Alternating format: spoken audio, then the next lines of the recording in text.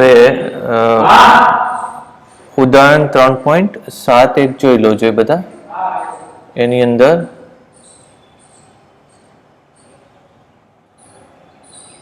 ઉદાહરણ 3.7 એમાં શું કીધું છે? સ્ટોપિંગ ડિસ્ટન્સ કીધું છે. હવે સ્ટોપિંગ ડિસ્ટન્સનો અર્થ એકવાર સમજી લો તમે કે વાહન જ્યારે કોઈ રસ્તા ઉપર જતું હોય ત્યારે એની મોટાભાગે સ્પીડ કેવી હોય? અચળ હોય. આમ કોક જ કેસ એવા હોય કે જ્યારે સ્પીડ આપણે પહેલાં બદલતા હોય. ધારી લો કે એક સાયકલ છે અને એ સાયકલ અચળ ઝડપે જાય છે, v0 ઝડપે સાયકલ જાય છે. પછી એને અચાનક જ બ્રેક મારીને ઊભું રહેવું છે, બરાબર? એટલે આ દિશામાં v0 વેગથી જાય છે. હવે આ જગ્યાએ એને ખબર પડી કે મારે તો ઊભું રહેવું પડશે. કોઈ રસ્તામાં ધારો કે કોઈ ટ્રાફિક, કોઈ માણસ આવી ગયો કે અચાનક કોઈ વાહન આવી ગયું, બરાબર? તો એ બ્રેક લગાવે છે. શું કરવા માટે? ઊભું રહેવા માટે. એટલે એ ધારી લો કે બ્રેક લગાવીને s અંતરે ઊભો રહે છે, બરાબર? એટલે અંતિમ વેગ એનો કેટલો થશે? 0 થશે. તો આપણે જે પ્રતિપ્રવેગ, બ્રેક લગાવો એટલે શું થાય? પ્રતિપ્રવેગ આવે. અને એ પ્રતિપ્રવેગ માટે તમને કેટલા અંતરે તમે ઊભા રહી શકો એની ગણતરી કરવાની છે. એટલે એ ઓછામાં ઓછું અંતર કે જેમાં તમે સ્ટોપ થઈ જાઓ. એટલે અહીંયા શું લખશું આપણે? ઓછામાં ઓછું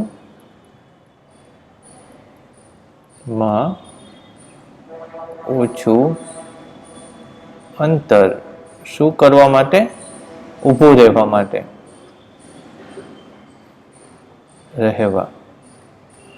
એને શું કહેવાય છે? કે મેક્સિમમ સ્ટોપિંગ ડિસ્ટન્સ, અથવા તો એને વાહનનું સ્ટોપિંગ અંતર કહેવામાં આવે છે. સ્ટોપિંગ અંતર કહેવાય છે. તો એ આપણે ગણતરી કરીએ. આમ તો એમાં કંઈ મુશ્કેલ નથી. તમે જુઓ તો વાહનની પ્રારંભિક ઝડપ v0 બરાબર, અથવા તો v1 લખીએ, v1 બરાબર v0 છે વાહનની પ્રારંભિક ઝડપ. વાહનની અંતિમ ઝડપ v2 બરાબર 0 થવાની છે. એને 0 કરવા માટે આપણે કંઈક પ્રવેગ વાપરીએ છીએ, પણ એ પ્રવેગ સાચો પ્રવેગ નહીં હોય, પ્રતિપ્રવેગ હશે. એટલે ધારી લો કે એનો a જેટલો પ્રવેગ છે, વાહન ઊભું રહેવા માટે s જેટલું અંતર કાપે છે. ઓકે, તો આપણે s અને v ને સાંકળતું સૂત્ર લેવું પડશે. એટલે શું થશે? 2as બરાબર અંતિમ વેગનો વર્ગ માઇનસ પ્રારંભિક વેગનો વર્ગ, આવું થશે. તેથી 2as ઇઝ ઇક્વલ ટુ અંતિમ વેગ 0 છે, પ્રારંભિક વેગ v0 જ છે, v0 નો સ્ક્વેર થશે.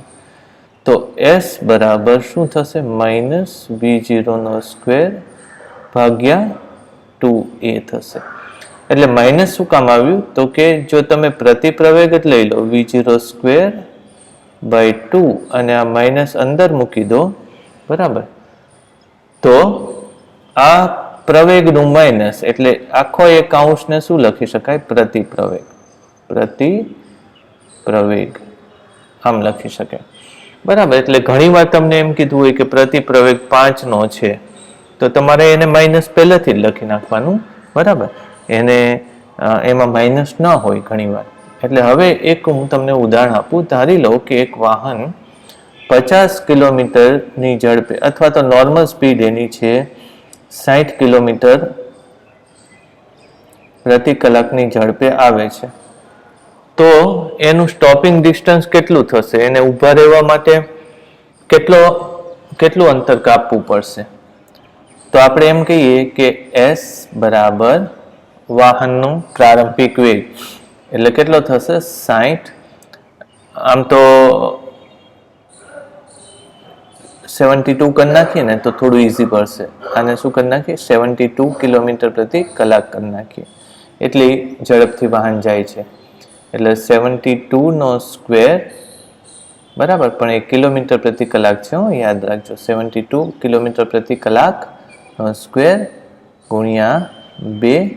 અને એ બળ જે લગાડે છે એ ધારી લો કે બળ લગાડે છે 1000 ન્યૂટનનું બળ લગાડે છે. કેટલા ન્યૂટનનું? 1000 ન્યૂટનનું બળ લગાડે છે. એટલે સામાન્ય રીતે આપણે જે 1000 ન્યૂટન એટલે કેટલું થાય કે લગભગ 100 કિલોગ્રામ દળનો પદાર્થ ઉચકવા માટે જે બળ લગાડવું પડે એને 1000 ન્યૂટન કહેવાય.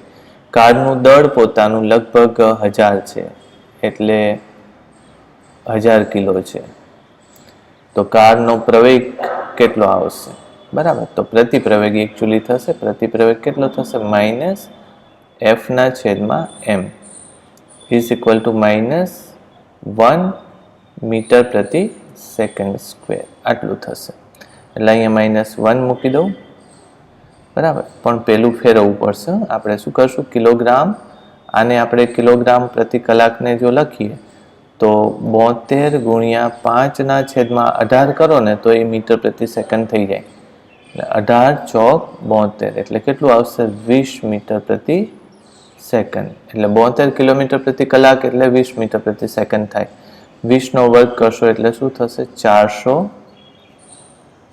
અહીંયા 20 કરી નાખો, બરાબર, અહીંયા 20 કરી નાખો. 20 નો વર્ગ એટલે 400 અને ભાગ્યા 2 એટલે કેટલું થાય? 200 મીટર.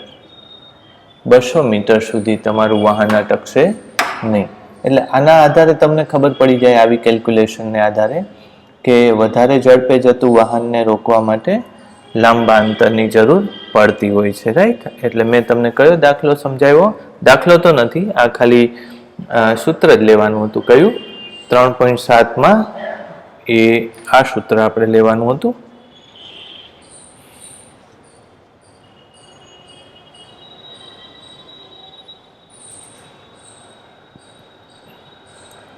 આટલું લેવાનું હતું, રાઈટ? ચાલો, હવે એક ઉદાહરણ 3.8 છે, પણ એ પૂછાય એવું છે નહીં. હું તમને સમજાવી દઉં શું છે. તૈયાર નહીં કરો તો ચાલશે.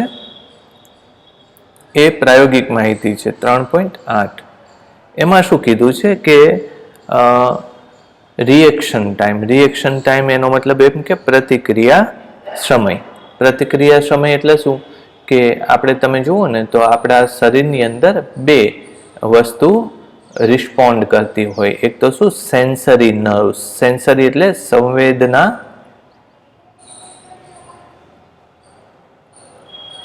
ચેતાઓ, બરાબર, સંવેદના ચેતાઓ. અને બીજું કયું છે? મસલ્સનું મસ્ક્યુલર ટિશ્યુઝ અથવા તો પેશીઓ, બરાબર. એટલે એ મસ્ક્યુલર અથવા તો જેને શું કહીએ આપણે કે મસલ્સ બનાવતા હોય, બરાબર, ઓલું પેશીઓ બનાવતા હોય જેનાથી આપણું શરીર ચાલે. એટલે એક બીજી એને પેશીઓ કહેશું, બરાબર, પેશીઓ. આ બંને સંવેદના ચેતાઓ શું કરે કે કંઈક જોવે. જેમ કે આપણે કોઈ ગરમ વસ્તુને અડી ગયા તો એ ગરમી સંવેદે. આપણે કોઈ ટ્રક આપણી તરફ આવતો જોઈએ તો આંખો એ જોવે, તો એ આપણા બ્રેઇનને સિગ્નલ આપે. બ્રેઇન તરત જ શું કરે? રિસ્પોન્ડ કરે અને એ પેશીઓને સંકેત મોકલે કે ભાઈ તમારે શું કરવાનું છે. જેમ કે આગને, ગરમ વાસણને આપણે ટચ કર્યું તો એ ગરમીની સંકેત બ્રેઇનમાં જાય. બ્રેઇન આપણને પૂછ્યા વગર પેશીઓને સંકેત આપી દે અને પેશીઓ આપણો હાથ ત્યાંથી લઈ લે. અને એ જ રીતે શું કરે? આપણી આંખ કદાચ આપણે રસ્તા ઉપર ઊભા હોય ને એક ટ્રક આવતો જોવે છે, બરાબર, તો તરત જ બ્રેઇન એને રિસ્પોન્ડ કરે અને પેશીઓ ને આદેશ મળે કે ભાઈ ત્યાંથી ખસી જાઓ. એટલે આવી રીતે કામ થતું હોય. તો અહીંથી અહીંયા સુધી પહોંચતા કંઈક સમય લાગે, બરાબર. સમયનો નાનો ગાળો હોય એને શું કહેવાય? રિએક્શન ટાઈમ કહેવાય.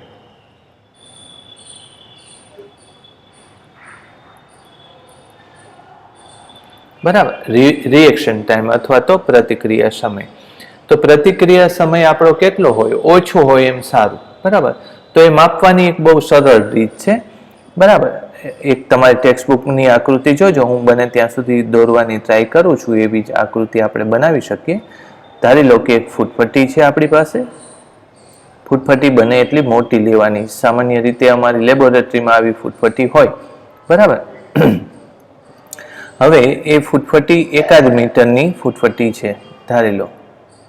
આપણે જો ક્લાસ ચાલુ હોય તો હું આ પ્રયોગ કરાવું છું બધાને, બરાબર. પછી શું કરવાનું, તમારી આકૃતિમાં આપીને એવી રીતે તમારામાંથી એક સ્ટુડન્ટે અહીંયા એક બાજુ અંગૂઠો રે અને બીજી બાજુ આંગળી રે, સ્પર્શ્યા વગર, સ્પર્શ નથી કરવાનો, ખાલી એની નજીક આવી રીતે આપણે હાથ રાખીને ઊભું રહેવાનું છે, રાઈટ? ઓકે. અને બીજી વિદ્યાર્થીની છે અથવા તો કોઈ સ્ટુડન્ટ છે એને આને પકડી રાખવાનું છે, રાઈટ? આને ઉપરથી પકડી રાખવાનું છે આ રીતે.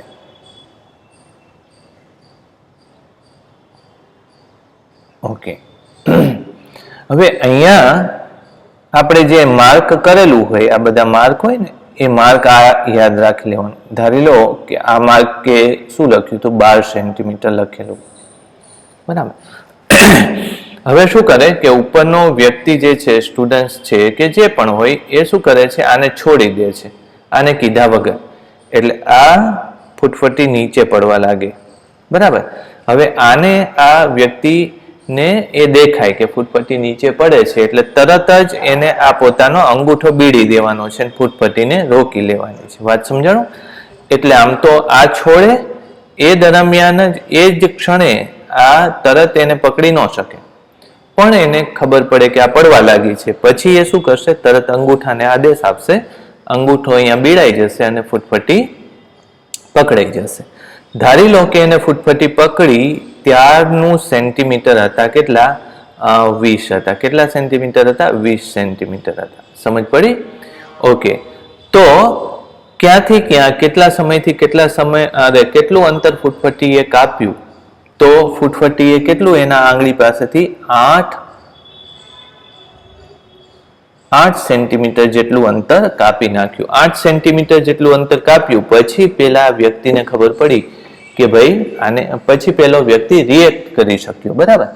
તો ફૂટપટ્ટીને મુક્ત પતન કરાવીએ અને 8 સેન્ટીમીટર અંતર કાપે એ દરમિયાન કેટલો સમય લાગે? એ સમય આનો પ્રતિક્રિયા સમય થયો, કારણ કે આ પડવાનું શરૂ કર્યું ને 8મી સેકન્ડે એને પકડી લીધું. એટલે ફૂટપટ્ટી 8 સેકન્ડ દરમિયાન જેટલું નીચે પડે, 8 સેન્ટીમીટર જેટલા સમય દરમિયાન નીચે પડે એ સમય આનો શું થયો કહેવાય? પ્રતિક્રિયા સમય કહેવાય. તો એ તો ગણી શકાય કે અંતર બરાબર, મેં તમને કીધું હતું શું? અંતિમ વેગ માઇનસ પ્રારંભિક વેગનો સ્ક્વેર બાય 2a. એવું થશે કે નહીં? ચલો, પ્રારંભિક વેગ, અંતર, એમાં સમય લેવાનો છે, એટલે આ સૂત્ર નહીં આવે કારણ કે આમાં સમય નથી. તો આપણે સમયનું બીજું સૂત્ર છે s બરાબર v0t પ્લસ 1/2at². s કેટલું આવ્યું? 8 સેન્ટીમીટર આવ્યું. પછી પ્રારંભિક વેગ ફૂટપટ્ટીનો કેટલો હતો? 0, કારણ કે એને છોડીએ છીએ ત્યારે કઈ વેગ નહોતો, એટલે 0 મૂકી દેશો. 1/2 એની જગ્યાએ કેટલું મૂકી દઈએ? 10 સેન્ટીમીટર, મીટર પ્રતિ સેકન્ડ, એટલે 10 ને સેન્ટીમીટરમાં કરવું હોય તો 1000 થશે. કેટલું થશે? 1000 સેન્ટીમીટર પ્રતિ સેકન્ડ. અને એનો t શોધવાનો છે, એટલે t². ઓકે, તો t² બરાબર 8/, કેટલું આવશે? 500 આવશે. કેટલું આવશે? 8/500, એટલે 16/1000 આવશે. કેટલું આવશે? 16/1000. ઓકે, તો પછી આનો તમારે હિસાબ કરવાનો કે t બરાબર 4/10√10 એવું આવશે. બસ આ જે આવે એ તમારું શું આવશે? પ્રતિક્રિયા સમય આવશે. તો આ પ્રયોગ આપણે કરી શકીએ. અહીંયા મેં આ ડેટા જે લીધો છે મેં મારી રીતે ડેટા લીધો છે, પણ યોગ્ય ડેટા લઈએ તો એ રિએક્શન સમય લગભગ કેટલો આવે છે? 0.2 સેકન્ડ જેટલો આવશે. કેટલો આવશે? 0.2 સેકન્ડ જેટલો આવશે. આશરે 8 નહીં, પણ આશરે કેટલા? 21 સેન્ટીમીટર જેટલું એ ખસી જાય પછી જ વ્યક્તિ પકડી શકે છે. આ અમે માપેલો છે, એટલે લગભગ આટલો જ સમય આવે છે. જેનો રિએક્શન સમય ઓછો હોય એ વધારે ત્વરાવાળો વ્યક્તિ કહેવાય, અથવા તો વધારે ઝડપી વ્યક્તિ કહેવાય, બરાબર. ઓકે, ચાલો આટલું લેવાનું હતું. બીજો એક ટોપિક લઈ લે, સાપેક્ષ વેગ. બરાબર, એને શું કહેવાય? રિલેટિવ વેગ, રિલેટિવ સ્પીડ, રિલેટિવ સ્પીડ અથવા તો વેલોસિટી.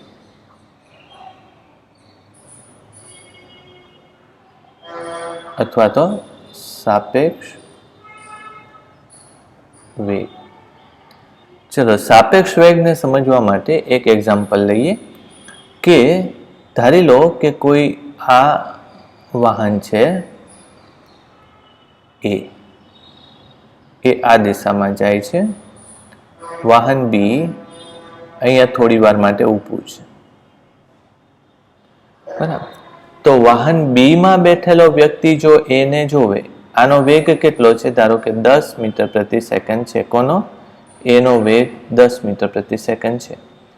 તો બી ને એનો વેગ કેટલો લાગશે? 10 જ લાગશે. શું કામ? કારણ કે આ વ્યક્તિ એ 10 મીટર જેટલું એક સેકન્ડમાં કાપી નાખે છે, એ એને દેખાય છે. ઓકે, તો શરૂઆતની સ્થિતિમાં એનો ઝડપ બી ની સાપેક્ષે કેટલી થાય? 10 થશે. એની ઝડપ બી ની સાપેક્ષે કેટલી થશે? 10 મીટર પ્રતિ સેકન્ડ થશે. ધારી લો કે બી માણસ 10 મીટર પ્રતિ સેકન્ડ થી આમ જાય છે.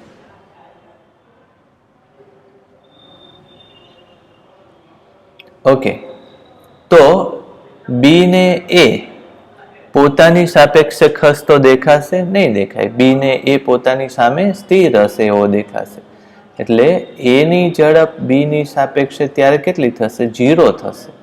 એટલે આપણે શું કહેવાય? 10 - 10 થયું એકચ્યુઅલી, એટલે 0 થયું. પોતાનો 10 પહેલાના 10 માંથી બાદ થયો.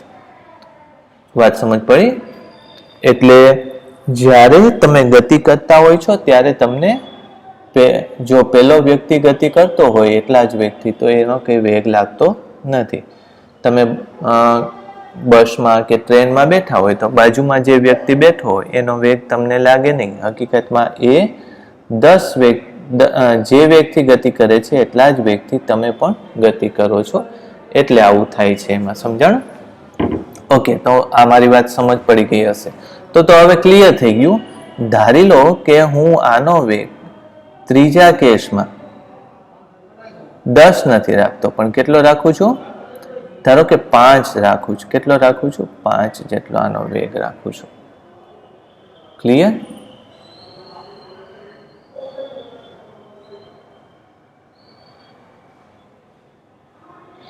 ઓકે, જો 5 જેટલો એનો વેગ હોય તો હજુ તમને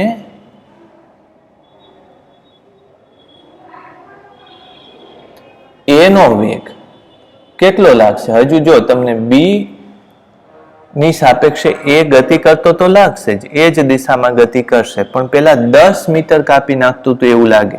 તો હવે શું થશે કે આને 10 મીટર કાપી નાખ્યું હશે. કોણે? એ. કેટલા સેકન્ડમાં?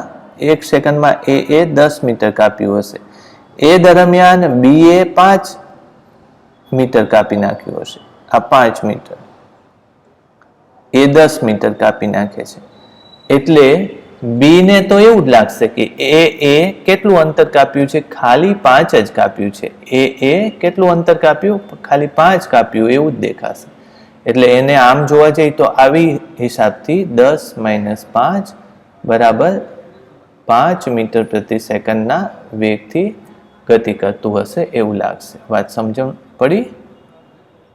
ઓકે, તો આનો આધાર લઈને તમે હવે કહી શકો કે કોઈ પણ બી નો એનો વેગ બી ની સાપેક્ષે મારે જો લેવો હોય તો શું કરવું જોઈએ?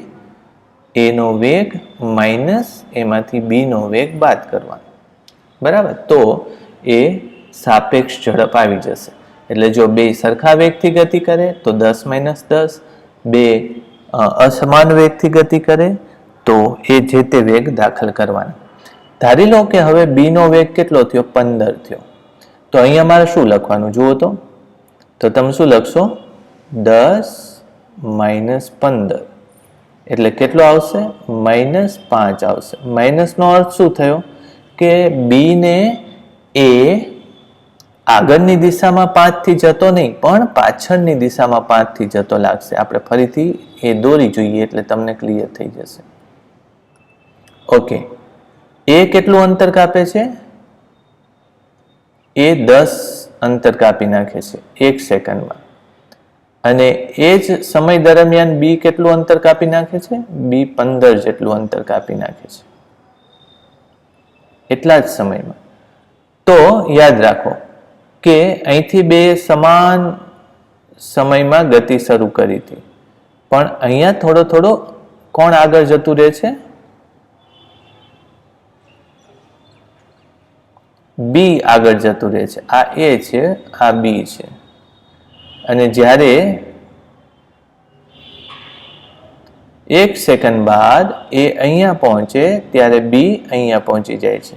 તો તમે આ બેને સાથે ગતિ કરાવો તો આ બી ને એમ લાગશે કે એ પોતે પાછળ જાય છે. જો અહીંયા સમાન સમય, પણ આ થોડો પાછળ ગયો, આ એનાથી પાછળ જતો લાગ્યો.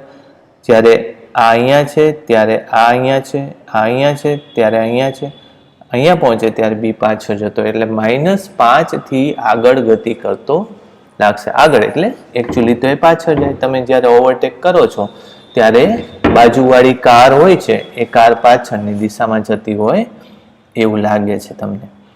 ઓકે, આ તો એક વાત થઈ. હવે બીજી વાત કરીએ આપણે. ધારી લો કે એ આ દિશામાં ગતિ કરે છે અને બી આ દિશામાં ગતિ કરે છે. બેની ગતિ 10 મીટર પ્રતિ સેકન્ડ જ છે.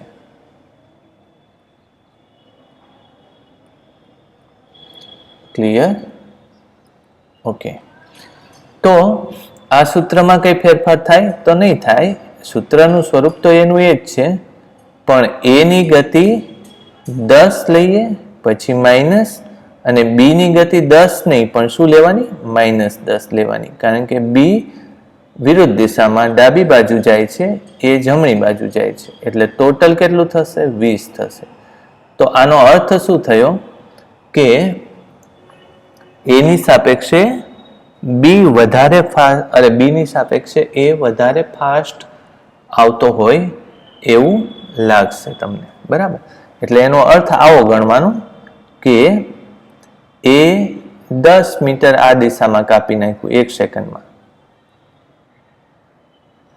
અને બી એ 10 મીટર આ દિશામાં કાપી નાખ્યું 1 સેકન્ડમાં. તો બી જ્યારે અહીંયા પહોંચે છે ત્યારે એને ખબર પડે કે 1 સેકન્ડ મારામાં પસાર થઈ છે, અને ત્યારે એ જોવે છે કે એ ક્યાં પહોંચ્યો છે? અહીંયા. તો એ ટોટલ કેટલા અંતરે હશે પોતાનાથી? 20 મીટર. એટલે પોતે તો એવો હિસાબ કરશે કે એ 20 મીટર જેટલું અંતર કાપ્યું છે. કઈ બાજુ અંતર કાપ્યું છે? જમણી બાજુ અંતર કાપ્યું છે. સમજ પડી? એટલે આ જે મેં તમને સમજાવ્યું ને એ વાત શું કહે છે કે સાપેક્ષ વેગની વાત કરે છે. પણ સાપેક્ષ વેગ ચોપડીમાં આવી રીતે નથી લખ્યો, એને થોડુંક અલગ રીતે એમને મેન્શન કરેલું છે. હવે આપણે એ સૂત્રની વાત કરીએ. બરાબર? ધારો કે પહેલાનો વેગ કેટલો છે? વી એ જેટલો વેગ છે. તો એ અમુક સમય પછી ક્યાં હશે? તો વી એ બરાબર આપણે શું લખીએ છીએ? ડેલ્ટા એક્સ ભાગ્યા એની માટે લાગતો સમય, એવું લખો છો તમે, રાઈટ? તો આને શું લખશો? આને પહેલા ઇક્વલ કરી નાખીએ. આ શું લખાય? x2. x2 ને ચોપડીમાં x2 નથી લખ્યું, પણ એમ લખ્યું છે કે એ ટી સમયે સ્થાન, એવું લખ્યું છે, અને એનું 0 સમયે સ્થાન એવું લખ્યું છે. ક્લિયર? ભાગ્યા ટી. તો અમુક સમયે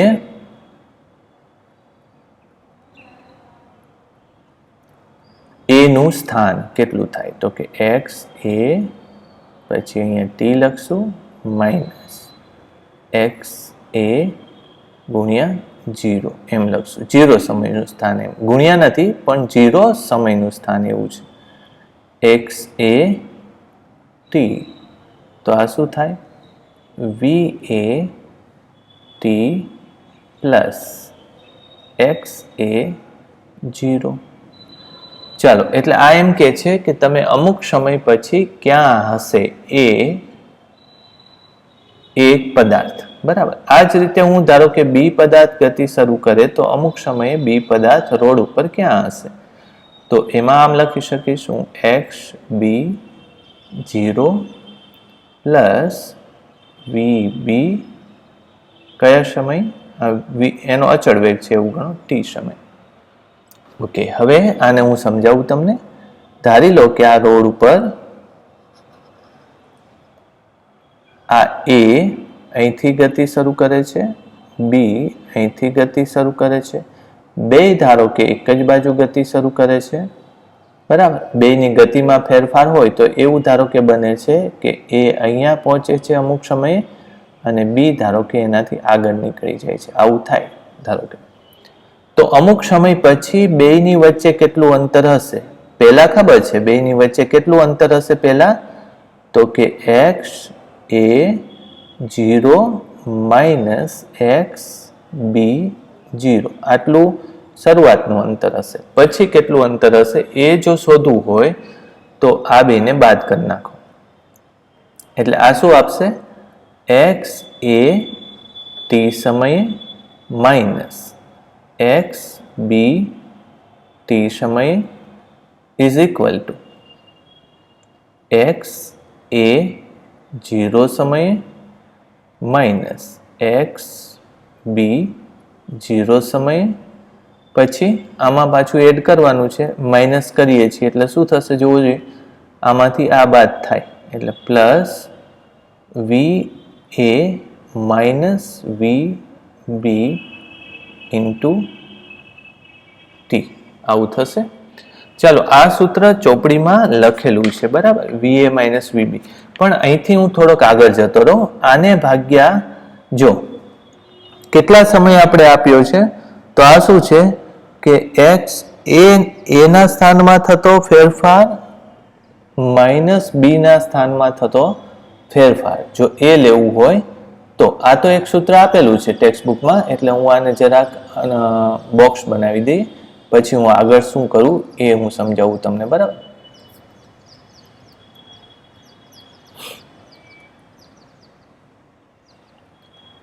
બોક્સ, ઓકે, આને આપણે આવી રીતનું બોક્સ બનાવી દઈએ. હવે આપણે આગળ જેમ હતું ને એમ જ આમ તો લખવાની જરૂર છે કે સ્થાન અને સ્થાનમાં થતા ફેરફારને આધારે એકબીજાની સાપેક્ષે વેગ શોધી શકીએ, બરાબર. કેવી રીતે થશે જોવું જોઈએ. તો આને હું આમ લઈ આવું એટલે એક્સ ના સ્થાનમાં થતો ફેરફાર એટલે વી એ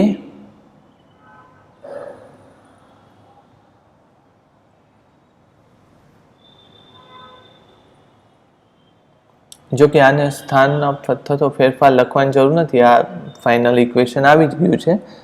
પણ આ તમને શું સૂચવે છે આ ભાગ, કે વેગનો ફેરફાર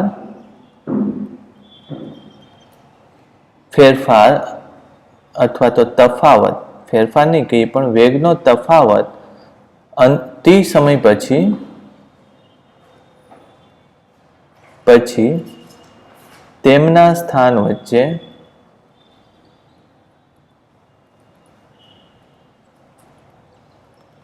તફાવત આપશે, બરાબર, તેમના સ્થાન વચ્ચેનો તફાવત આપે, રાઈટ. તો આ એક વાત મેં તમને સમજાવી, બરાબર. તમે બીજી રીતે એમ પણ લખી શકો કે આ વી એ માઇનસ વી બી છે, સાથે સાથે તમે વી એ બી જો લખો, એ બી એટલે કે એની સાપેક્ષે, જો હું અહીંયા લખું છું આ એક્સ એ 0 સ્થાન છે, ધારો કે આ એક્સ એ ટી સ્થાન છે, ધારો કે આ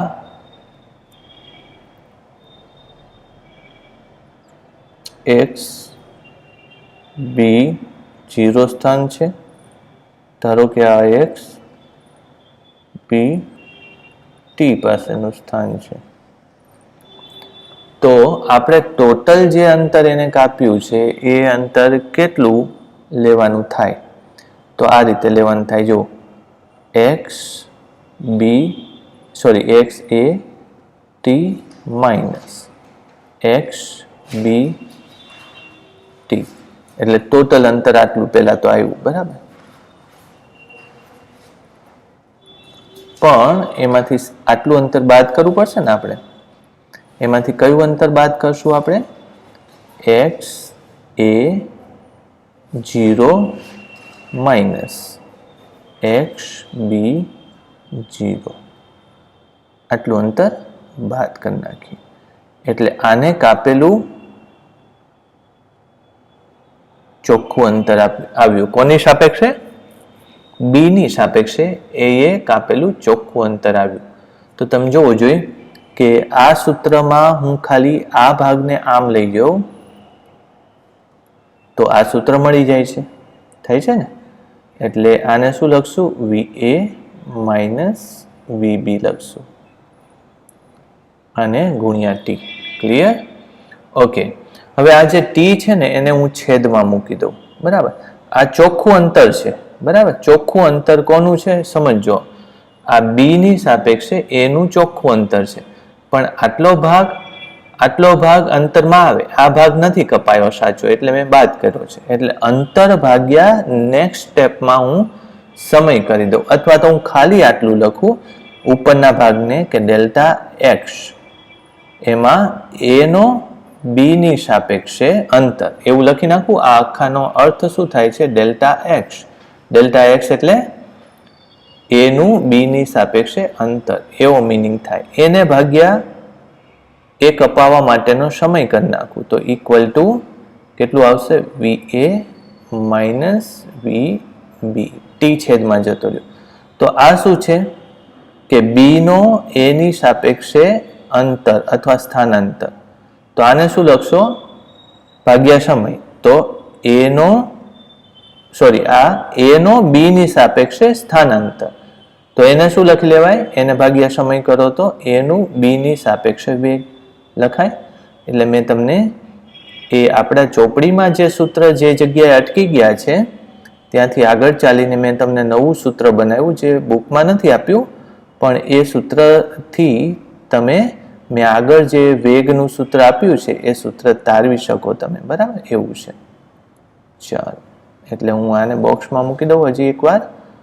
ઓકે, આ તમારું છેલ્લું સૂત્ર થયું. ક્લિયર? જોવો જોઈએ હવે આપણે શું કર્યું આ ચર્ચા. તો સાપેક્ષ વેગ અહીંથી મેં શરૂઆત કરી હતી. સાપેક્ષ વેગ અહીંથી શરૂ થાય છે, કરેક્ટ. ત્યારબાદ મેં તમને સાદી સમજૂતી આપી. ત્યારબાદ મેં તમને એક સૂત્ર કીધું કે ભાઈ આવું સૂત્ર તમે સાપેક્ષ વેગ માટે લેજો. આ સૂત્ર આપણે લીધું હતું, આવું સૂત્ર સાપેક્ષ વેગ માટે લેવાય, પણ એ મેં ખાલી તમને મૌખિક રીતે કીધું હતું. ત્યારબાદ આપણે સૂત્ર લીધું જે ચોપડીમાં પણ આપેલું છે કે અંતિમ સ્થાનનો ફેરફાર માઇનસ પ્રારંભિક સ્થાનનો ફેરફાર minus plus VA minus VB ગુણ્યા ટી. એટલે આ સૂત્ર ચોપડીનું છે. પછી એમાંથી મેં ઉપરનું સૂત્ર જે મેં તારું હતું એ સમજાવ્યું કે બી ની સાપેક્ષે એનું સ્થાન કેટલું કહેવાય? એ અહીંથી ગતિ શરૂ કરી ટી સમયમાં અહીંયા પહોંચ્યો. બી એ અહીંથી ગતિ કરી ટી સમયમાં અહીંયા પહોંચ્યો. કદાચ જો આમ એક બાજુ જ ગતિ કરી હોય તોય આ જ સૂત્ર આવે. એટલે આ ભાગ મેં તમને એ રીતે સમજાવ્યો કે આ અંતર, પછી આ એટલે અહીંથી લઈને અહીંનું અંતર, આ પદ છે, અહીંથી આ અંતર એમાંથી બાદ કરી નાખીએ છીએ એટલે આવું સૂત્ર મળી જાય છે, રાઈટ. તો સાપેક્ષ વેગની પણ સમજૂતી આપી દીધી અને એક આલેખ હું ઝડપથી તમને સમજાવી દઉં. આલેખ કેવી રીતે લેવામાં આવે છે એ વાત કરી દઈએ, બરાબર. આલેખમાં આમ તો કંઈ મુશ્કેલી થાય એવું નથી. એક્સ વિરુદ્ધ ટી નો આલેખ છે. જોવો જોઈએ, આ એક્સ વિરુદ્ધ ટી ના આલેખમાં પહેલો એ કણ ક્યાં હતો? તો કે અહીંયા હતો. એક્સ એ 0 સમયે અહીંયા હતો.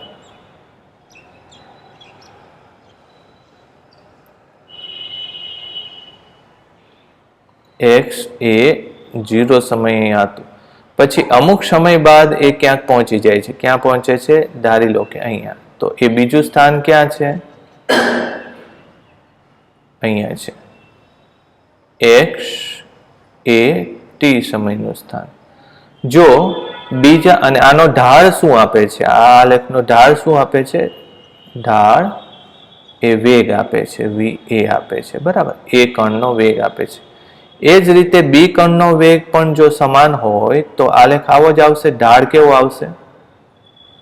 સરખો જ આવશે. એટલે અહીં શું થયું? અહીં વીએ બરાબર વીબી મેં લીધું છે. એટલે તો આ સ્થાન કયું થયું? એક્સ બી 0 અને આ સ્થાન થશે એક્સ બી ટી. સમજ પડી ગઈ? મેં આલેખ એવી રીતે દોર્યો છે. ઓકે, તો ગમે તે સમયે તમે જોશો ને તો આ બે વચ્ચેનું અંતર 0 સમય, પછી આ બે વચ્ચેનું અંતર આ સમયે, પછી આ બે વચ્ચેનું અંતર આ સમયે. તમને ખબર છે કે બે કાર સરખા વેગથી જતી હોય ને બે કાર વચ્ચે ધારો કે 1 કિલોમીટરનું અંતર હોય તો એ 1 કિલોમીટર કાયમ જળવાઈ રહે છે. એટલે પહેલો આલેખ જુઓ તમે, બે સમાંતર રેખાઓ આપેલી છે એ અને બી માટેની, તો અંતર જળવાઈ રહેશે. આ સૂત્ર પ્રમાણે તમે જોશો તો શું થશે? જો આ બે વચ્ચેનું અંતર જેટલું છે, અત્યારે વીએ બરાબર વીબી થવાથી આ પાર્ટ શું થઈ જાય? 0 થઈ જાય. એટલે એટલું જ અંતર અંતિમ સ્થાને પણ રહેવાનું છે. રાઈટ? ઓકે, ચાલો હવે એક બીજી વાત કરીએ કે જો વી એ ગ્રેટર ધેન વીબી હોય, એટલે એનો વેગ બી ના વેગ કરતા મોટો હોય, ધારી લો, તો મારે આવું દોરવું પડશે. આ આલેખ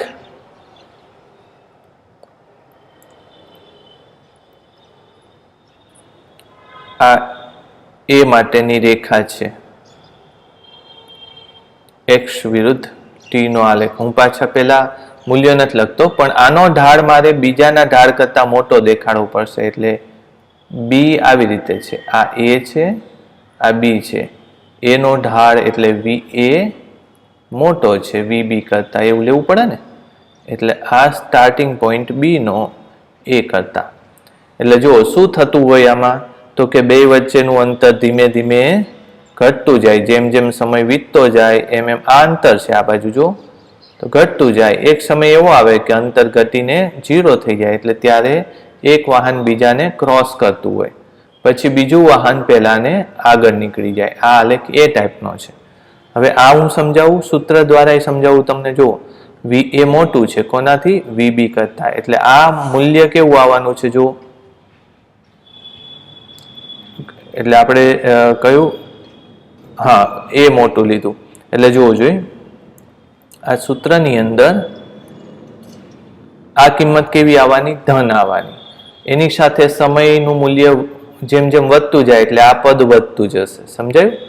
આ પદ વધતું જાય એમ સૌથી પહેલા તો વીએ માઇનસ વીબી એની કિંમત ધારો કે તમને કંઈક આપેલી છે 10 છે, પછી એમાં આ પદની કિંમત એડ થતી જશે. ક્લિયર? એક જ મિનિટ, આપણે આ સૂત્રમાં